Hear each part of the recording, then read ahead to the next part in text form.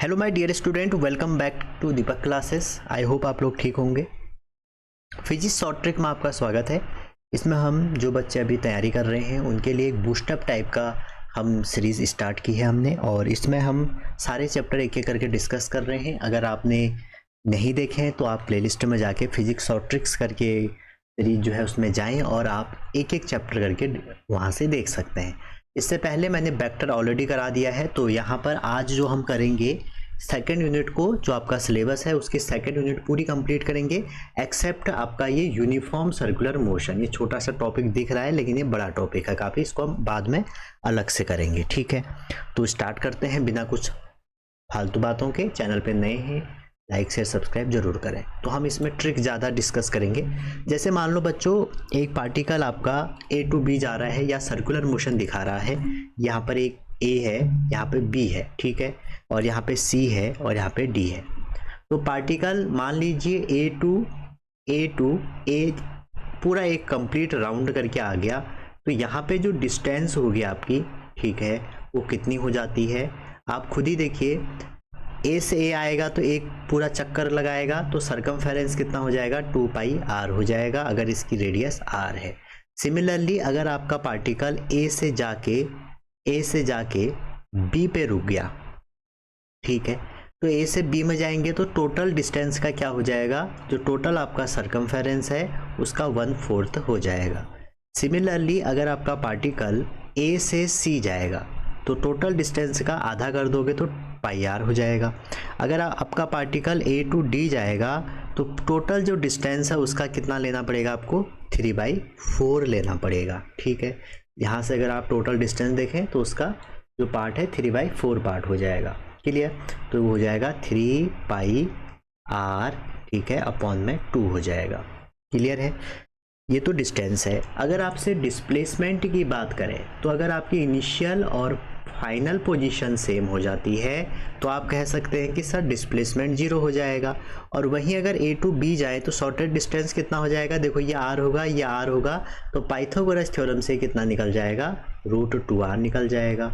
Similarly अगर आप A to D जाएँ तो ये भी √2r निकलेगा और ये आपका 2r आएगा।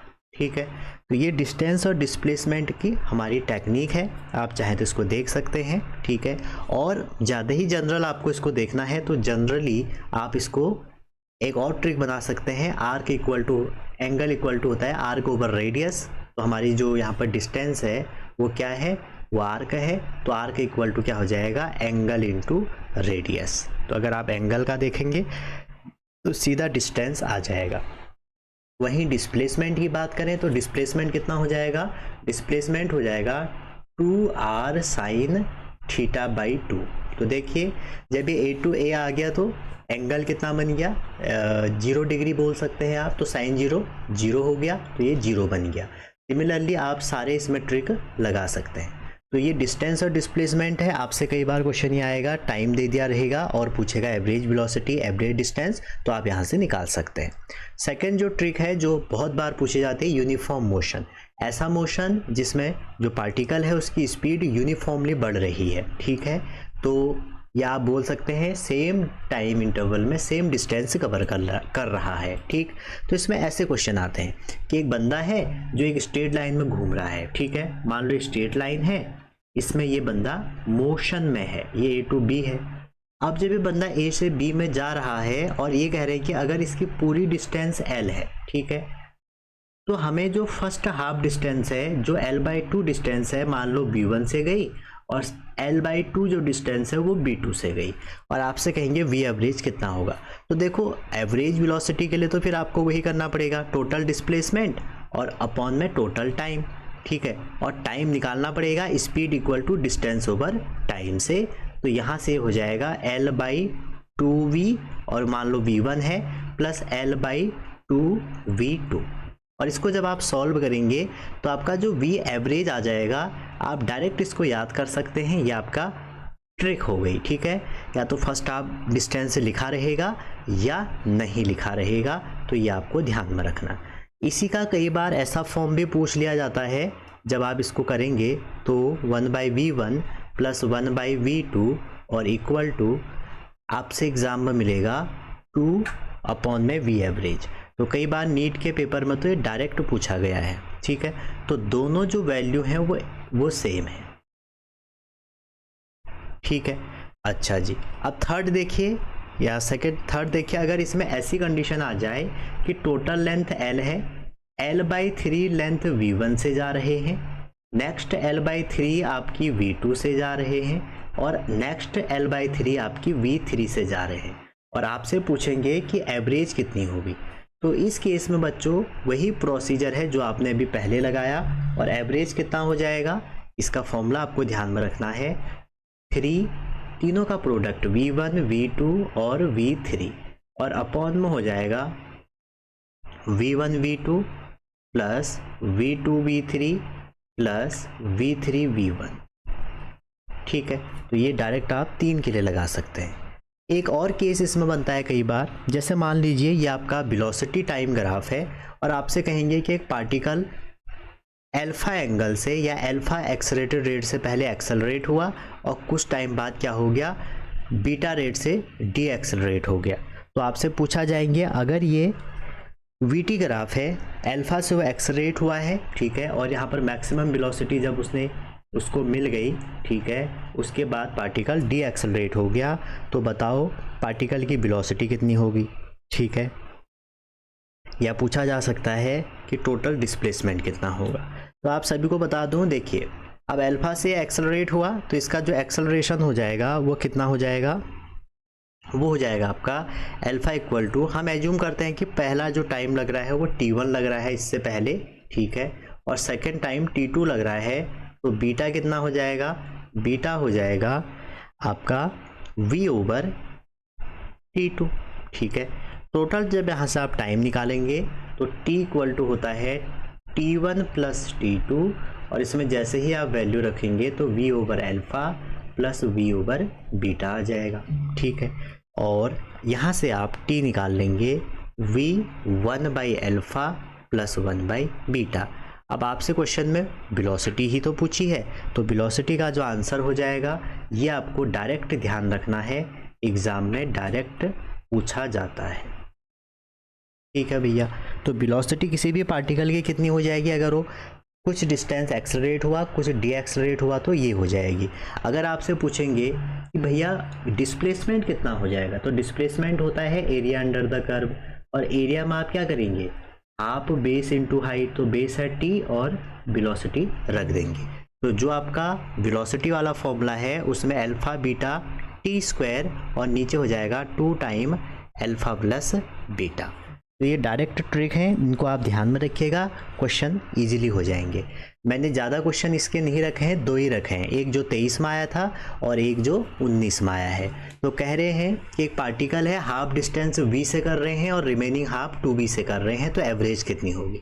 तो मैंने अभी भी आपको फॉर्मूला बताया था कि अगर फर्स्ट v1 से हो रहा है, सेकेंड v2 से हो रहा है, तो ये उसका फॉर्मूला है।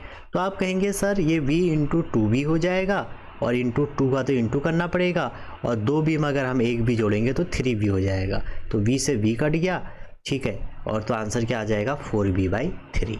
सिमिलरली इसमें तो आंसर ही लिखना था, ठीक है, इसलिए मैंने आपकी प्रैक्टिस हो जाएगी करके MCQ में ऑप्शन नहीं डाले। तो आंसर क्या हो जाएगा 2v1v2 v1 प्लस v2। तो ये पहला हमारी टेक्निक थी, पहला हमारा अप्रोच था। सेकेंड जो अप्रोच है वो है कैलकुलस अप्रोच, ठीक है।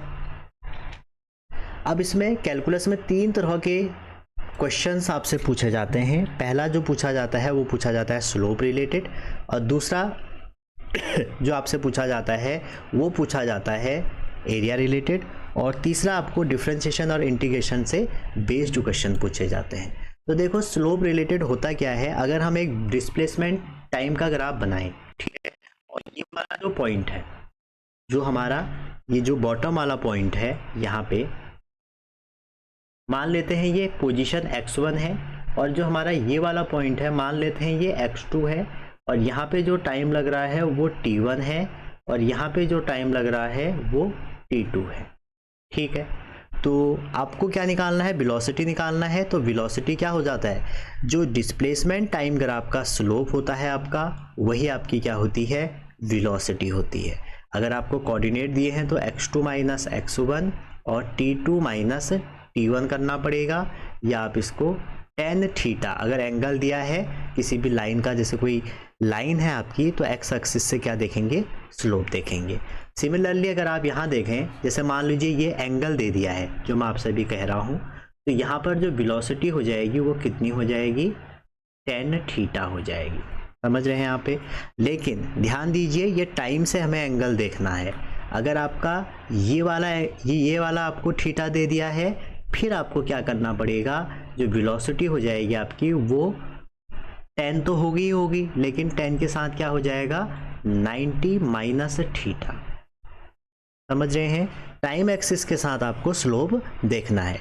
जैसे ही आप डिस्प्लेसमेंट टाइम कह रहे हैं, वैसे ही अगर आप वेलोसिटी टाइम ग्राफ बनाएं तो इसका भी जो स्लोप होगा वो आपका एक्सेलरेशन होगा। ठीक है, इस पे बेस्ड बहुत क्वेश्चन आपको मिलते हैं आपके पेपर में। ठीक है, आगे बढ़ते हैं। इसी में अगर आप आगे बढ़ेंगे तो देखो ये मैंने दो ग्राफ बनाए हैं। ठीक है, अगर ये हमारा डिस्प्लेसमेंट टाइम ग्राफ है तो इसका जो स्लोप होगा, जो ये थीटा है, इसका स्लोप होगा भैया मेरे वेलोसिटी। और वहीं अगर आप acceleration time velocity time graph बनाते हैं, वेलोसिटी टाइम ग्राफ में अगर एंगल थीटा दिया है तो इसका स्लोप क्या होगा, इसका स्लोप होगा एक्सेलरेशन। पर ध्यान दीजिएगा स्लोप हमेशा मेज़र किया जाता है टाइम एक्सिस से। ठीक है, अब आप देखिए ये आपका एक क्वेश्चन है, ये स्लोप रिलेटेड क्वेश्चन आया हुआ है।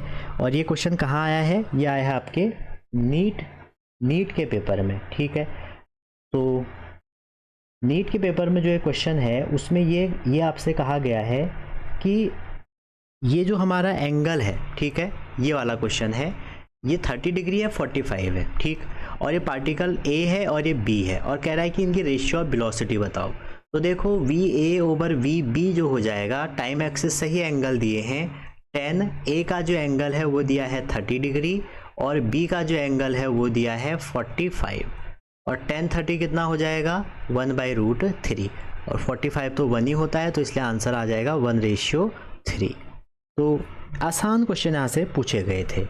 आगे चलिए, आगे जब हम जाएं तो हमारा है एरिया रिलेटेड। तो आपको मैं बता दूं बच्चों, अगर डिस्प्लेसमेंट टाइम ग्राफ होगा तो उसका जो एरिया है वो हमारा डिस्टेंस भी हो सकता है।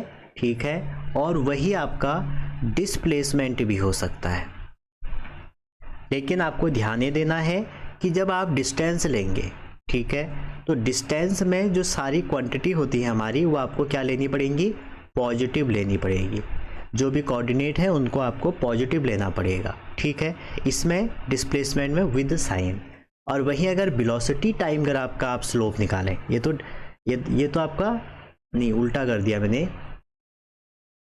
सॉरी, ये जो वेलोसिटी टाइम ग्राफ है इसका एरिया निकालेंगे, अगर इसका कुछ नहीं निकलता, इसको हटा दो, इसका निकलता है डिस्टेंस वेलोसिटी टाइम ग्राफ का, और यहाँ निकलता है डिस्प्लेसमेंट। और जो डिस्टेंस होता है वो हमारा कब निकलेगा, जब हम सारे कोऑर्डिनेट को पॉजिटिव लेंगे। ठीक है, और एक्सेलरेशन टाइम ग्राफ का जो हमारा एरिया है वो बताता है चेंज इन वेलोसिटी। कई बार आपका ये काम आ जाता है, तो इससे हम चेंज इन वेलोसिटी निकाल पाते हैं। ठीक है, तो स्लोप आप समझ गए कि अगर हमारा इसका हम स्लोप देखेंगे तो इसका स्लोप वेलोसिटी बताता है, इसका स्लोप एक्सेलरेशन बताता है, इसका कुछ नहीं बताएगा। जब एरिया देखेंगे तो पहले का एरिया कुछ नहीं बताएगा, बाकी दोनों का एरिया हम ड्राइव करेंगे आगे। अब देखिए इसी पे बेस्ड एक क्वेश्चन आया है, और ये क्वेश्चन आपका जेई में आया है। ठीक है, JEE एग्ज़ाम में आया है, और आपसे दो स्टेटमेंट दी है। कह रहे कि area under velocity time graph gives the distance travel by body in a given time. ठीक है, तो ये जो ऑप्शन है, अब आप देखिए जो area under velocity time graph है वो आपको देता है क्या, वो देता है आपको डिस्प्लेसमेंट। डिस्टेंस हम कैलकुलेशन जब करते हैं तब हम उसको निकाल सकते हैं, लेकिन जो फिजिकल वैल्यू देता है वो डिस्प्लेसमेंट देता है। समझ रहे हैं, डिस्टेंस नहीं देता है, क्योंकि उसमें दोनों कोऑर्डिनेट होंगे। अभी जो मैंने आपको पीछे बताया, मैंने कहा था कि वेलोसिटी टाइम ग्राफ का जो एरिया होगा वो डिस्प्लेसमेंट भी देगा और डिस्टेंस भी देगा। ये हम अपनी सुविधा के हिसाब से निकालते हैं, और एक्चुअल में वो हमें किसकी वैल्यू देता है, एक्चुअल में हमको डिस्प्लेसमेंट की वैल्यू देता है। ठीक है, तो जो पहला स्टेटमेंट है वो आपका गलत हो गया, फर्स्ट वाला गलत हो गया। Second, area under acceleration time graph is equal to change in velocity, ये सही है। ठीक है, तो पहला स्टेटमेंट सही है और दूसरा आपका गलत है। दूसरा सही है, पहला आपका गलत है। चलिए आगे देखिए, एक प्यारा सा क्वेश्चन आपका ये वाला, आपको वीटी ग्राफ दिया है और पूछा है कि ratio of distance to display. आप देखो हम निकाल दोनों सकते हैं, डिस्टेंस भी डिस्प्लेसमेंट भी, लेकिन अगर आपसे पूछा जाएगा कि क्या वैल्यू मिलती है तो डिस्प्लेसमेंट में आप जाओगे। अब आप देखिए इसका जो एरिया होगा, ये जो एरिया होगा, ये जो एरिया होगा, ये जो एरिया होगा, ये जो एरिया होगा, ये तो सारे पॉजिटिव ही आएंगे जो ऊपर वाले हैं। बस ये नीचे वाला जो एरिया है ये आपको एक बार पॉजिटिव लेना है, एक बार नेगेटिव लेना है। तो आपको करना ही क्या है, एरिया निकालना है। अगर आप डिस्टेंस निकालते हैं, सपोज आप डिस्टेंस निकालते हैं, तो डिस्टेंस के केस में क्या होगा वो देखिए, और डिस्प्लेसमेंट जब निकालेंगे तब क्या होगा वो देखिए। अब देखो इसका एरिया हो जाएगा, ये 5 है और ये 20 है, तो 5 इंटू अगर आप ये करेंगे तो कितना आ जाएगा ट्रायंगल का, तो -50 आ जाएगा। तो इसका आप बाकी का जब भी एरिया निकालेंगे तो डिस्टेंस में आप क्या करेंगे, +50 करेंगे और डिस्प्लेसमेंट में -50 रखेंगे। तो मैं जो आपसे कह रहा हूँ विद कोऑर्डिनेट रखना है, तो वो यही है, जहाँ पर नेगेटिव कोऑर्डिनेट है आपका वेलोसिटी का, उसको आपको डिस्टेंस में पॉजिटिव रखना है। अब जब आप इसका एरिया निकालेंगे, देखो ये ट्रायंगल है तो हाफ बेस इंटू हाइट, तो 5 और ये 10 तो ये हो गया 25, और ये हो गया फिर लेंथ इंटू ब्रेथ, तो 5 इंटू 10। जब इसको कैलकुलेट करेंगे तो ये 200 आएगा, और वैसे ही ये 100 200 दोनों में सेम आएगा। अब दोनों को ये एरिया निकालना है आपको, बस ट्रायंगल का एरिया लगाना है इसमें। तो ये हो गया 250 और ये आपका आ गया 150।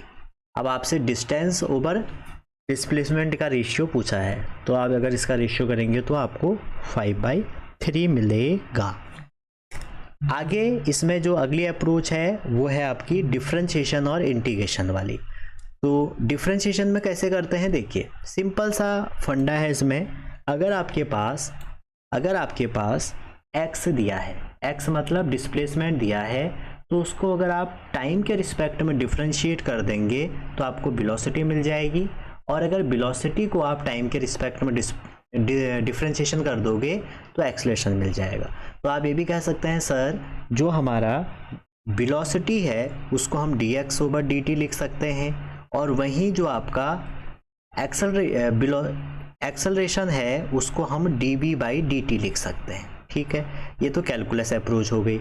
लेकिन जैसे आप इसका रिवर्स आएंगे, आपको a दिया है और a से आपको v निकालना है और v से आपको x निकालना है, तो आपको इंटीग्रेशन का हेल्प लेना पड़ेगा।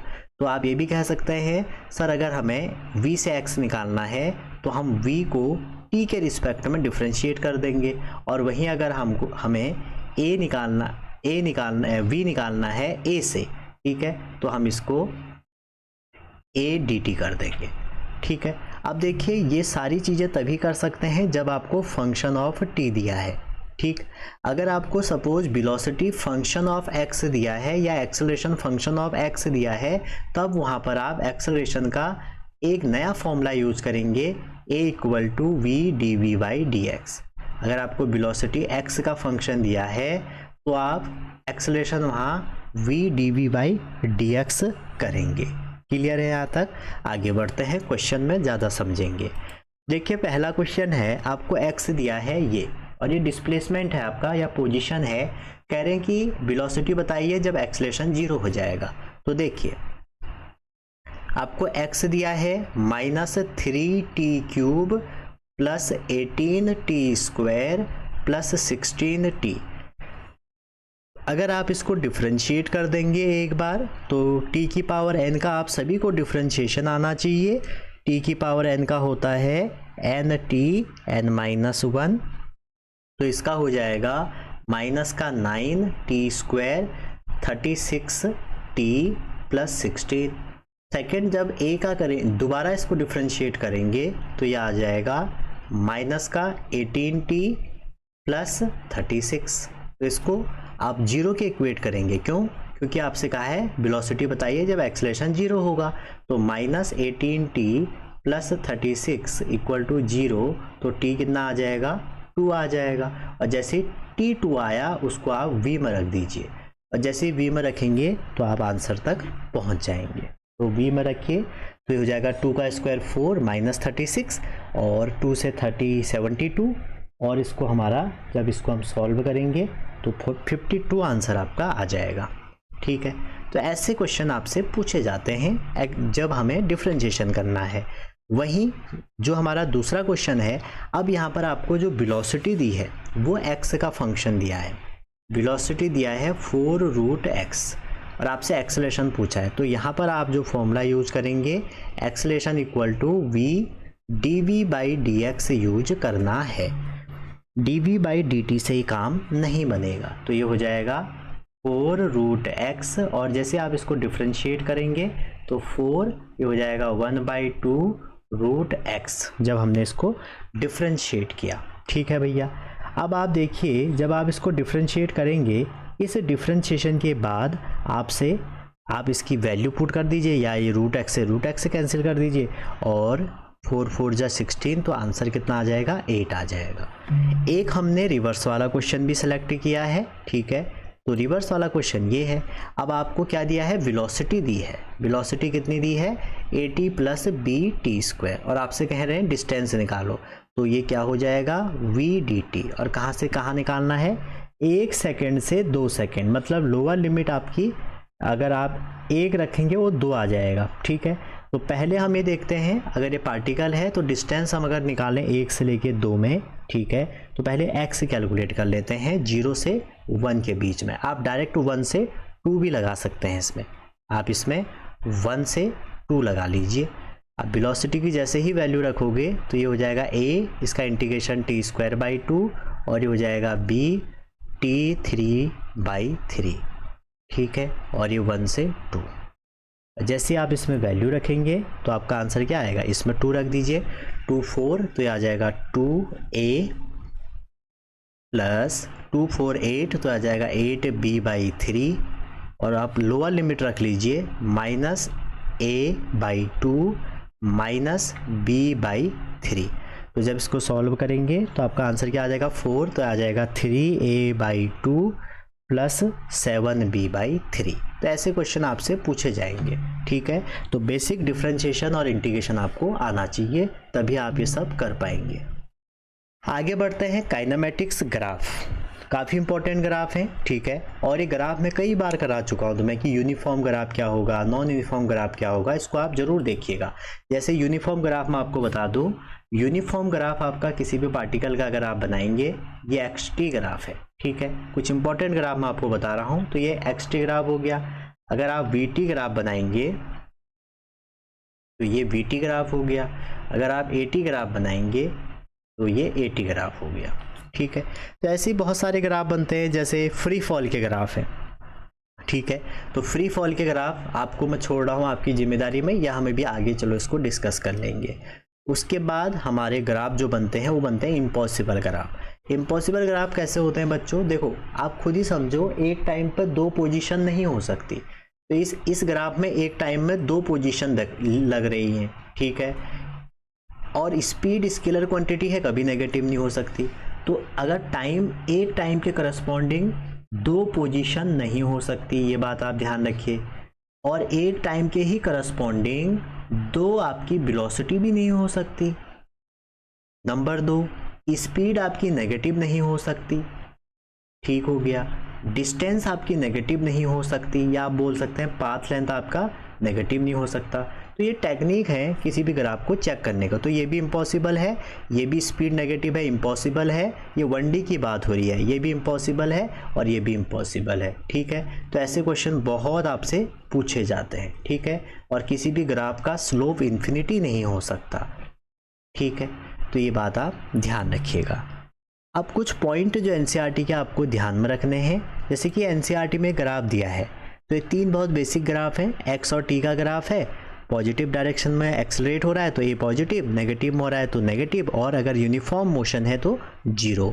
और वहीं पर ये एनसीईआरटी का पॉइंट टू पाउंडर, इसमें बच्चों ये लिखा हुआ है, जो इम्पोर्टेंट है वो ये लिखा है कि ये जो सेकेंड लाइन है, the sign of acceleration does not tell us whether the particle speed is increasing या डिक्रीजिंग। तो ये बिल्कुल नहीं बताता आपका एक्सेलरेशन का साइन कि वेलोसिटी की डायरेक्शन इंक्रीज हो रही है या डिक्रीज हो रही है। साइन किस पे डिपेंड करता है? साइन जो एक्सेलरेशन का है वो डिपेंड करता है choice of positive direction of the axis. ठीक हो गया। दूसरी बात जो कई बार पूछी जाती है, the zero velocity of particle at any instant does not necessary imply zero acceleration.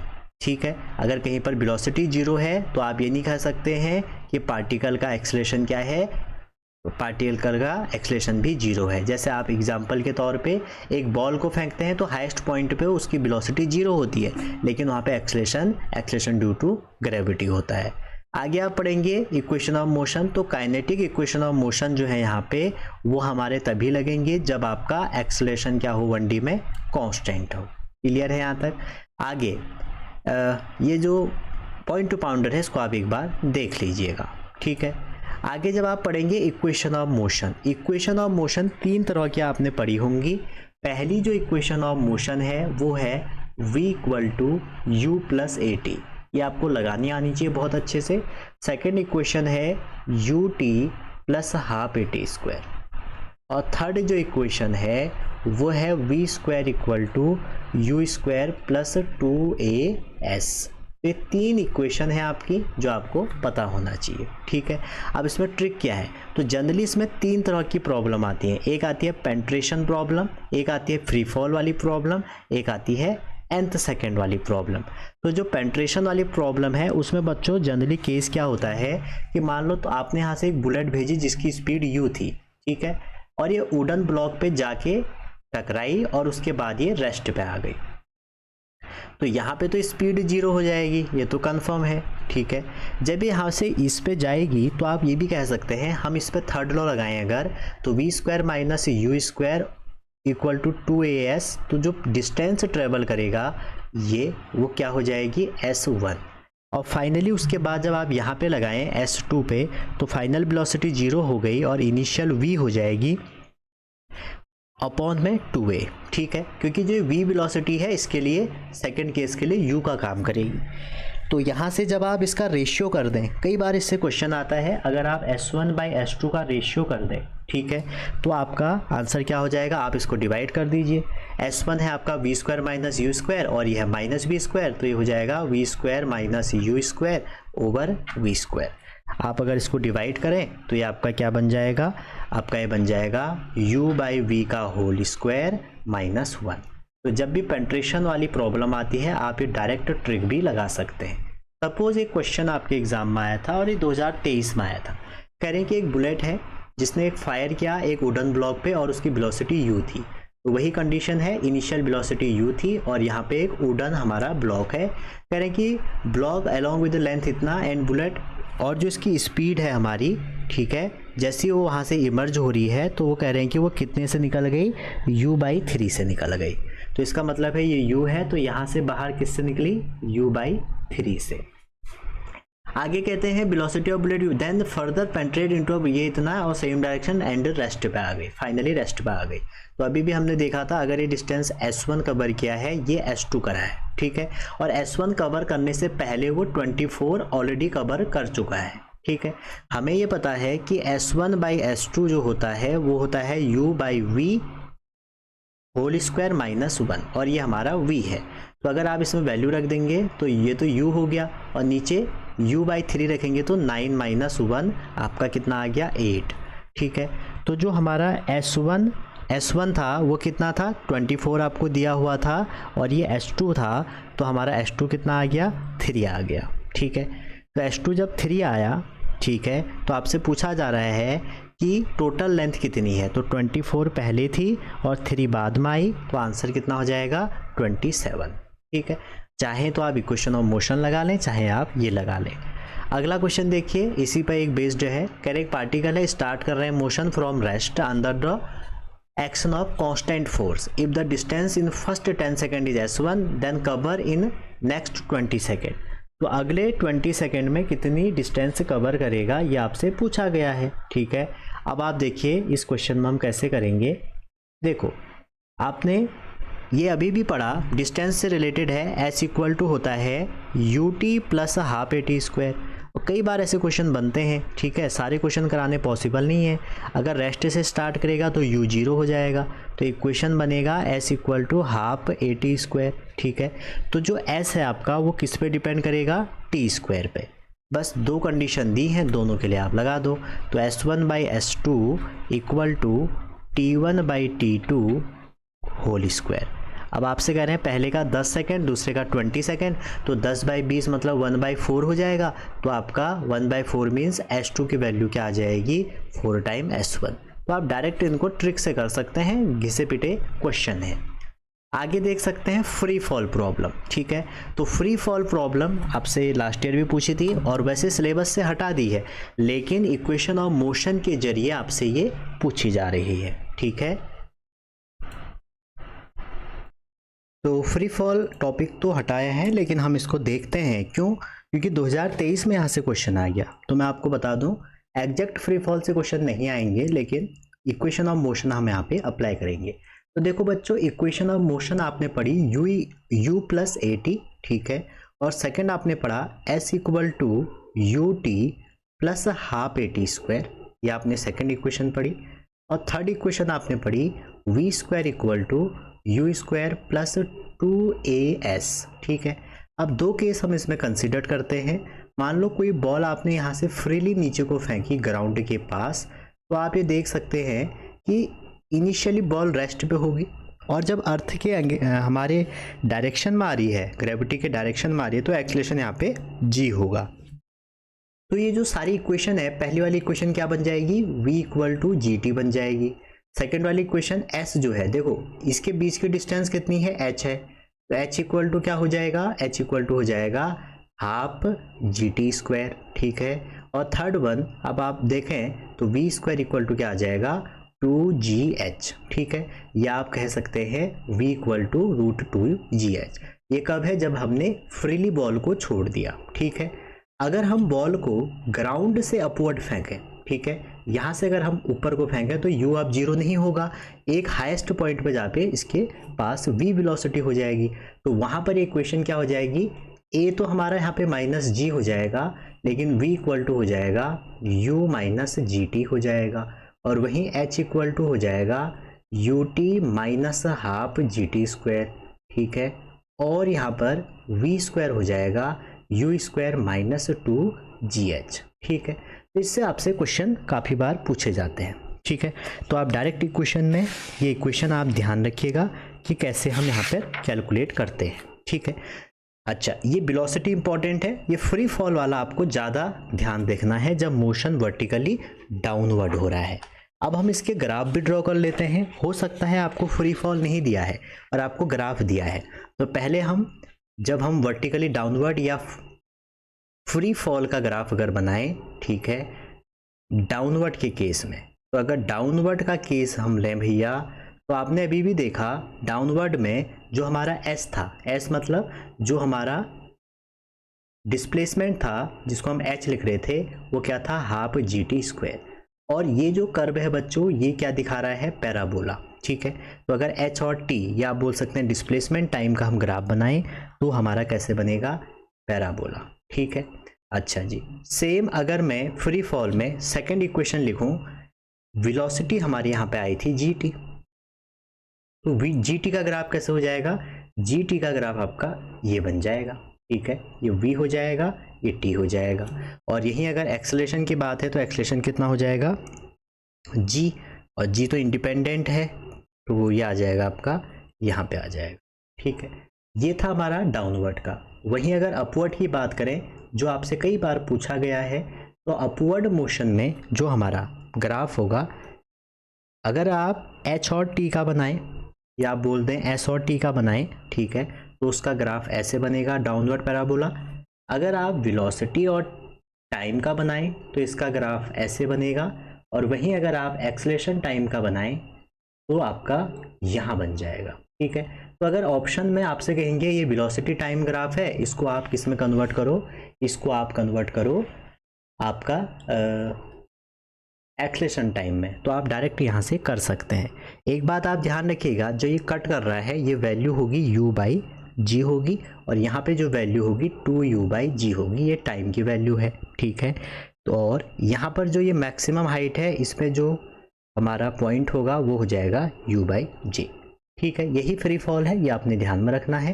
जैसे पहला क्वेश्चन आया, देखिए अब ये 23 में क्वेश्चन आया है, ऑल इंडिया का जो हमारा पेपर हुआ था। क्वेश्चन क्या कह रहे हैं, देखिए कह रहे हैं कि एक ब्रिज है जो हमने बनाया है अक्रॉस अ रिवर। मान लो ये रिवर है आपकी, ठीक है, स्वीट रिवर है, इसके ऊपर एक ब्रिज है, ठीक है, हॉरिजॉन्टल ब्रिज है, मान लीजिए ये रहा, हमने ये ब्रिज बना दिया। आपसे कह रहे हैं कि एक student standing on the bridge, तो मान लो आप ही यहाँ पे खड़े हुए हो, किसी का इंतजार कर रहे हो, तो आपने एक बॉल वर्टिकली अपवर्ड फेंका, यहाँ से आपने एक बॉल को अपवर्ड फेंका 4 मीटर पर सेकेंड से। कह रहे हैं कि ball strike the water surface after 4 second, जो ये यहाँ पर सरफेस है 4 सेकेंड के बाद बॉल यहाँ आके टकराती है, तो हाइट कितनी होगी ब्रिज की एबव वाटर सरफेस। तो ये जो h है ये आपसे पूछ रहे हैं, तो आपको यहाँ पे इक्वेशन ऑफ मोशन लगा दो जो अभी मैंने बताया था अपवर्ड के लिए, तो कितना आ जाएगा ut minus half GT², direct आपके दिमाग में सेट होना चाहिए, ठीक है।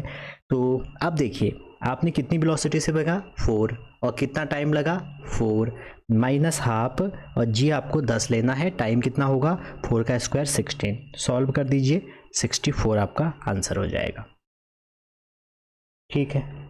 आगे बढ़ते हैं, ये क्वेश्चन आया था, देखिए ये आपका 2013 में आया था।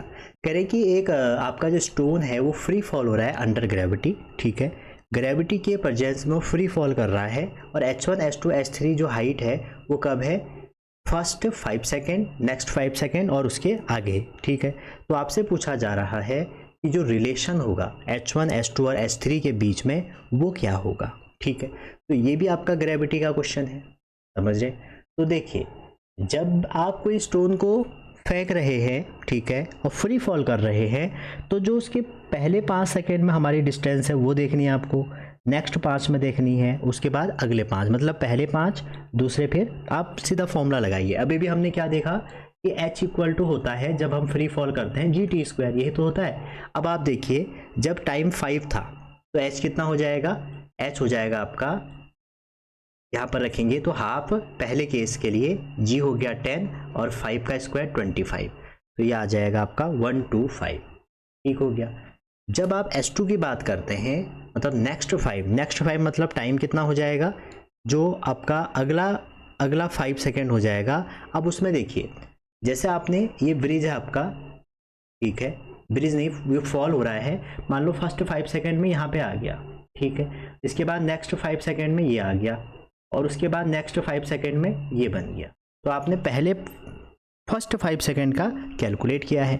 अब जब नेक्स्ट 5 सेकेंड निकालेंगे तो वो कितना हो जाएगा, देखिए s2 हो जाएगा आपका हाफ इंटू 10 इंटू, अब टाइम 5 और 5 कितना हो जाएगा 10, ये तो होगा, ठीक है, और माइनस आपको क्या करना पड़ेगा, जो h1 वाली हाइट है, या आप बोल सकते हैं कि प्लस कर देंगे हम, समझ रहे हैं। मतलब आपने यहाँ तक h1 हाइट कवर की है, यहाँ पर h2 करी है, यहाँ पे h3 करी है, तो अगर फर्स्ट में h1 है सेकंड में h2 है तो दोनों में कितना टाइम लग रहा है, 10 लग रहा है। तो सिमिलरली अगर आप थर्ड में देखें h1 plus h2 plus h3 तीनों की हाइट सॉल्व करें तो कितना आ जाएगा, हाफ इंटू जी हो गया 10 और टाइम हो गया 15 का स्क्वायर।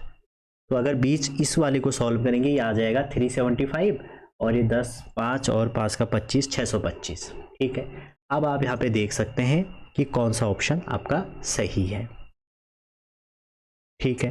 तो इसका जो सही ऑप्शन है आपका वो कौन सा हो जाएगा, तीनों को सॉल्व करिए। अगर आप h1 यहाँ रख देंगे तो आपका जो करेक्ट ऑप्शन आएगा वो आ जाएगा h1 equal to h2 by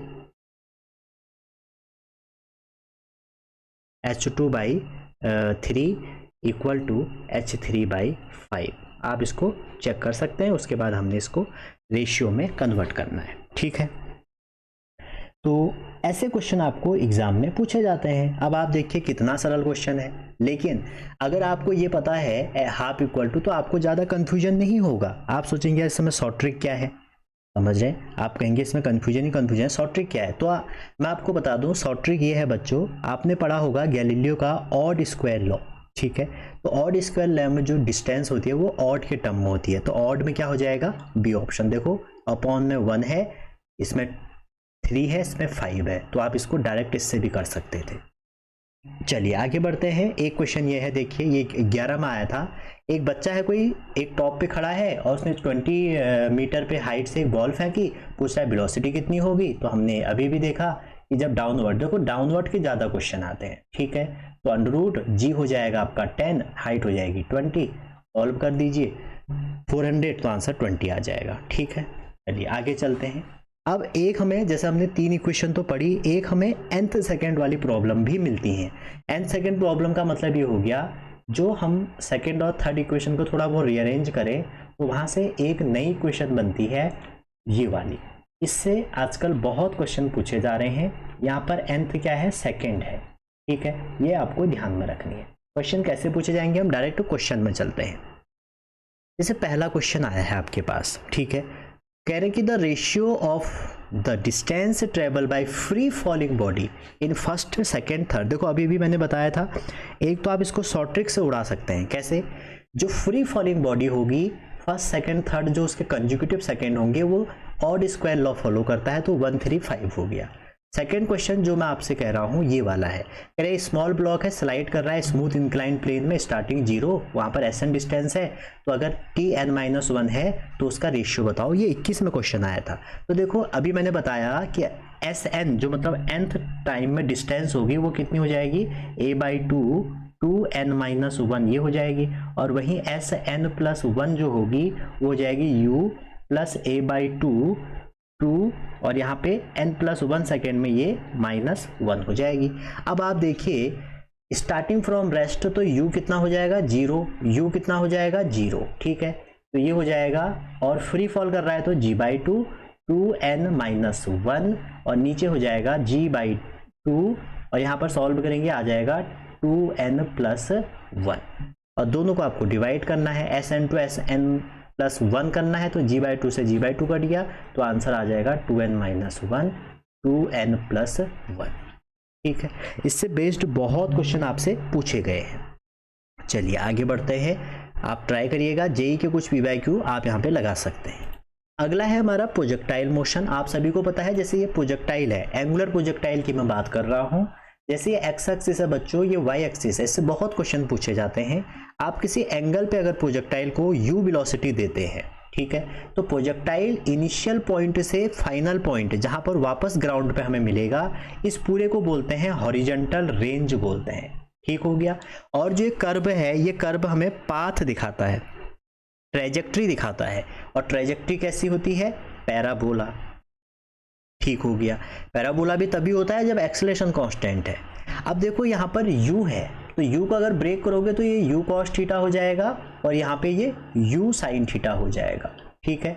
तो यहाँ पे दो मोशन होते हैं, हॉरिजॉन्टल मोशन और वर्टिकल मोशन, और दोनों मोशन बच्चों अलग अलग होते हैं, एक दूसरे को अफेक्ट नहीं करते हैं, इंडिपेंडेंट मोशन है। तो अगर हम आगे इसी में बढ़ें, जैसे हमारा u है, तो u के दो कंपोनेंट आए, u cos थीटा और u sin थीटा, ठीक है? ये दो कंपोनेंट आए, ये इनिशियल कंपोनेंट है, ठीक है? ये x के अबाउट है, ये y के अबाउट है। अगर आप एक्सेलरेशन की बात करें तो दो अगर मोशन है तो एक्सेलरेशन भी दो आ जाएंगे, ax और ay। तो हॉरिजॉन्टल मोशन का एक्सेलरेशन 0 और वर्टिकल का -g। तो जो हॉरिजॉन्टल मोशन है आपका वो यूनिफॉर्म मोशन भी है। अगर आपसे क्वेश्चन आ जाएंगे वहाँ पर MCQ टाइप, तो आप ये कर सकते हैं। पहली बात मैं आपसे ये कह रहा हूँ कि प्रोजेक्टाइल में हॉरिजॉन्टल मोशन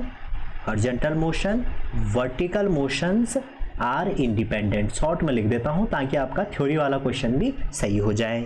और मैं आपसे कह रहा हूँ कि जो एक्स एक्सिस या हॉरिजॉन्टल मोशन है वो आपका यूनिफॉर्म मोशन को फॉलो करता है, क्योंकि वहाँ पे एक्सेलरेशन हमारा 0 है, ठीक है? यूनिफॉर्म मोशन को फॉलो करेगा।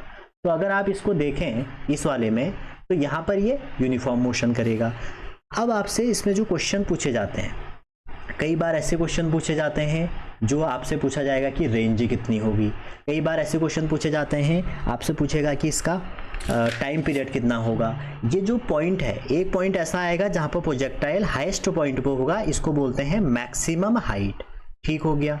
इस पॉइंट से इस पॉइंट में जाने में इसको बोलते हैं टाइम ऑफ फ्लाइट। इसको क्या बोलते हैं? टाइम ऑफ फ्लाइट बोलते हैं।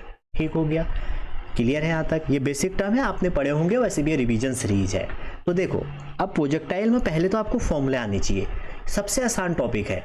ठीक है, बस फॉर्मूले याद होने चाहिए। अब फॉर्मूले कैसे याद होंगे? देखिए, जो आपका पाथ है बच्चों, पाथ का फॉर्मूला होता है, बेसिक फॉर्मूला आपको ये पता होना चाहिए, x tan थीटा, इतना पता तो होना ही चाहिए, माइनस उसके बाद होता है g x square over 2u square cos square theta. ये पाथ की क्वेश्चन है, और इसको हम थोड़ा सा और अच्छे से लिखें तो इसको हम ऐसे भी लिख सकते हैं। कैसे लिख सकते हैं? x tan theta 1 minus x over range. ठीक है, ये बेसिक फॉर्मूला पाथ का है आपका, और पाथ इसका पैराबोला होता है। क्लियर हो गया। सेकंड बात, जब मैं आपसे कह रहा हूँ रेंज, तो रेंज की बारी आई अगर, तो रेंज में क्या होता है, आपको रेंज ध्यान रखनी है कि रेंज का फॉर्मूला तो होता है आपका u square sine 2 theta over g. ये आपका रेंज का फॉर्मूला है। लेकिन रेंज में आपको ध्यान रखना है कि रेंज सेम होगी अगर दो एंगल ऐसे दिए हैं जिनका एंगल का सम 90 है, ये ट्रिक आपकी याद रखना, या एंगल इस तरह से है, समझ रहे? एंगल का सम 90 है, एंगल ये हो सकते हैं, एक थीटा है तो एक 90 माइनस थीटा हो सकता है। इस केस में दोनों प्रोजेक्टाइल की रेंज सेम होगी। आपको मैं दिखाता हूं, आपके वहां 2 क्वेश्चन पूछे थे ऐसे, एक अभी 23 में पूछा है, ठीक है, और ये जेई का है, और एक 2006 में पूछा है। देखो 45 minus theta 45 plus theta, pen भी नहीं उठानी है आपको, बी ऑप्शन। यहाँ पे देखिए जेई में पूछा था अल्फा प्लस बीटा, तो 1:1, क्योंकि दोनों की रेंज सेम होगी। अगर रेंज सेम होगी तो आप कह सकते हैं R1/R2 क्या हो जाएगा सर? 1 हो जाएगा। क्लियर है यहाँ तक? तो हम यही बात कर रहे थे यहाँ पे। ठीक है, आपसे पूछा ये जाएगा कि मैक्सिमम रेंज कहाँ पे होगी, तो अगर थीटा आप 45 रख देंगे तो मैक्सिमम रेंज मिलेगी, और मैक्सिमम रेंज में क्या होगा, साइन वाला टर्म हट जाएगा। ठीक हो गया। एक क्वेश्चन ये है, देखिए कई बार ये क्वेश्चन आता है, देखो जैसे मैक्सिमम रेंज होती है वैसे ही मैक्सिमम क्या होती है, हाइट होती है। ठीक है, और मैक्सिमम हाइट का जो फॉर्मूला होता है वो क्या होता है, वो भी आपको ध्यान में रखना है, क्योंकि यहाँ पर फॉर्मूले थोड़े से आपके लिए बहुत इंपॉर्टेंट रोल प्ले करेंगे आपके क्वेश्चन सॉल्व करने में। वहाँ पे होता है स्क्वायर वाले term, you square sine square theta over 2g। ठीक है, ये अब इसमें आपसे पूछा क्या जाएगा, देखिए, और रेंज का फॉर्मूला आपने अभी भी देखा, यू स्क्वायर साइन और 2 थीटा ओवर जी। ठीक है, तो अगर हम रेंज और इसको कॉम्बिनेशन करें, कॉम्बिनेशन का मतलब क्या हो गया सर? कॉम्बिनेशन का मतलब ये है, अगर मैं रेंज को मैक्सिमम हाइट से डिवाइड कर दूं सपोज, ठीक है, तो एक रिलेशन बनेगा जिस पे आपका ये क्वेश्चन बेस्ड है। ठीक है, अगर ये आपको आता है वो अपना भी कर देंगे। देखो, अगर आपकी range n time maximum height है, मैं n टाइम के लिए बना देता हूँ, तो आपका tan थीटा की जो वैल्यू होगी हमेशा वो क्या हो जाएगी, 4/n हो जाएगी।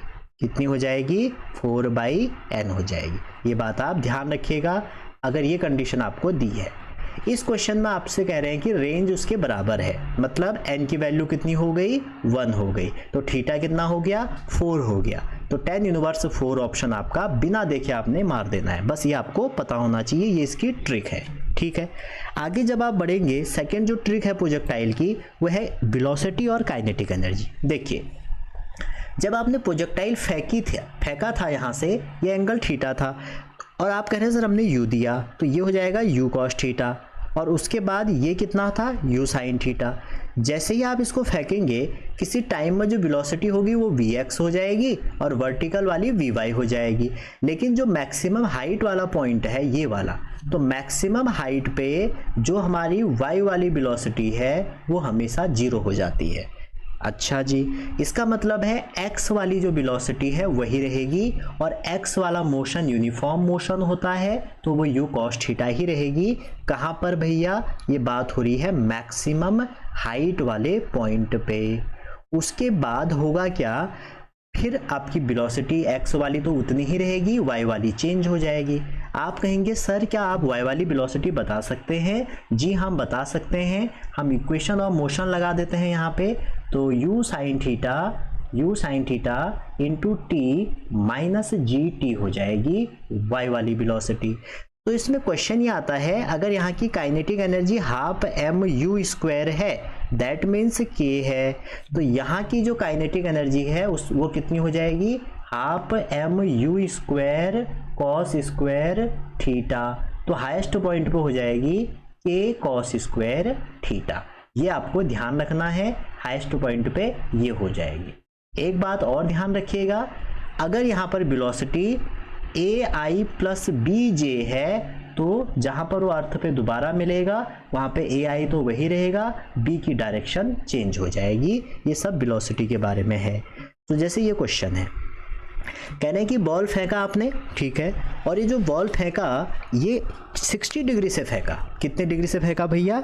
60 डिग्री से फेंका, और ये 20 मीटर पर सेकंड भेजा। तो आपसे कह रहे हैं कि एट हाईएस्ट पॉइंट, ये आपको डायग्राम में बी दिया है, कह रहे हैं कि वेलोसिटी कितनी होगी, यहाँ पर v कितनी होगी। मैंने अभी भी आपको बताया यहाँ पे सिर्फ और सिर्फ x कंपोनेंट है, आपको लगाना है u cos थीटा। आप कहेंगे सर u ये हो गया और cos 60 हम सबको आता है हाफ होता है, तो आंसर क्या हो जाएगा सर? सर हम तो बिना पेन उठाए करेंगे, आप कर सकते हैं। और ये क्वेश्चन पुराना नहीं है, 23 में आया था। एक और देखिए ऐसे ही क्वेश्चन, ये क्वेश्चन है, ये 22 में आया था। अब आपसे इस क्वेश्चन में क्या कह रहे हैं कि ये वाला जो हमारी वेलोसिटी है वो 10 मीटर पर सेकंड है, जिसको हमने u एज्यूम किया है, और एंगल आपका 60 डिग्री है। तो आपसे कह रहे हैं कि स्पीड एट हाईएस्ट पॉइंट पे कितना होगा। अगेन वही सर, यहाँ पे तो सिर्फ x वाली रहती है। आपसे ये भी पूछा जा सकता है कौन सा कंपोनेंट यहाँ पर वेलोसिटी का 0 हो जाता है। तो final component of velocity along y axis, तो u cos थीटा लगाएंगे तो 10 cos आपका हो जाएगा 60। तो 60 होता है √3/2, तो √3 एक ही में आ रहा है, ए ऑप्शन हो गया। अच्छा सर ये वाला बता दो। अब इस क्वेश्चन में आपसे कह रहे हैं कि जो ये पॉइंट ए है और ये पॉइंट बी है, ठीक है, वेलोसिटी बताओ। मैंने अभी आपको बताया था अगर यहाँ पे वेलोसिटी ए आई प्लस बी जे है तो ऑब्वियस बात है यहाँ पे वेलोसिटी ए आई माइनस बी जे होगी। तो बी वाला कंपोनेंट माइनस का सी में है, तो देखो पेन भी नहीं उठाना पड़ेगा, ठीक है।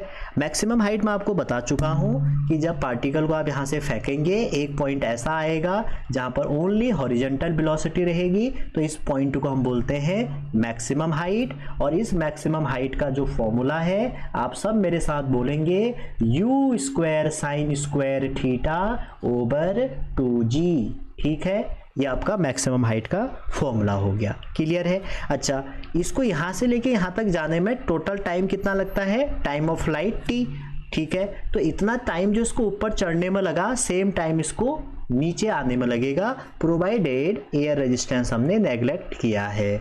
आगे चलिए, अब देखिए, आप कहेंगे सर आप क्यों बता रहे हो इसको बार बार।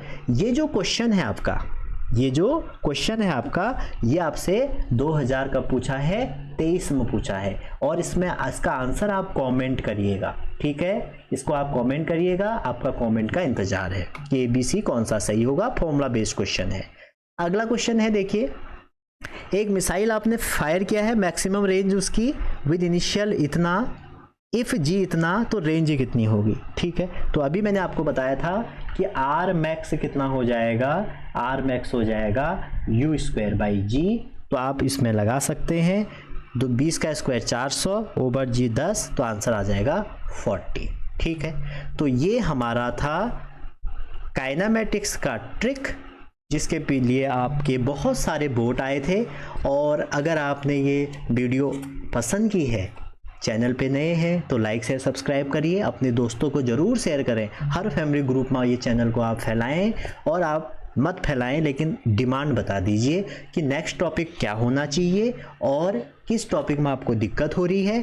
मैं कोशिश करूंगा उस टॉपिक में जल्दी से जल्दी वीडियो बनाऊंगा। ये हमारा नीट एस्पिरेंट के लिए स्पेशल वीडियो है, उनको हर साल मैं कुछ ना कुछ देता हूं। इस बार मैंने थोड़ा सा अपडेटेड चीज़ दी, शॉर्ट ट्रिक। जैसे मान लो कोई बच्चा है वो फिजिक्स में 150 पर अटक रहा है, तो अगर वो 150 पर अटक रहा है, इस शॉर्ट ट्रिक से मैं यकीनन आपको बता सकता हूँ आप जो हमारे मार्क्स हैं हमारे 150 पर अटक रहा है तो 180 के आसपास पहुंच जाएगा। अगर 100 पर अटक रहा है तो 150 पहुंच जाएगा। कुल मिला के ये जो सीरीज मेरी है, जो मैंने इसमें 4-5 वीडियो बनाई हैं, आप उसको देखिएगा। और अगर आप और अच्छा करना चाहते हैं तो मैंने जेईई रिवीजन चेकलिस्ट बनाई है, आप उसको भी देख सकते हैं। ठीक है, तो उस हिसाब से ये मान के चलिए आप कि वो अपना 50 नंबर इंक्रीज कर सकता है। ठीक है, जिसको पहले से बहुत सारी चीज़ें आती हैं उसके लिए, जिसको नहीं आती हैं वो आपको अपने को 100+ कर सकता है। ठीक है, तो मिलते हैं अगली वीडियो में, तब तक अपना ध्यान रखिए, पढ़ते रहिए। Wishing all the best.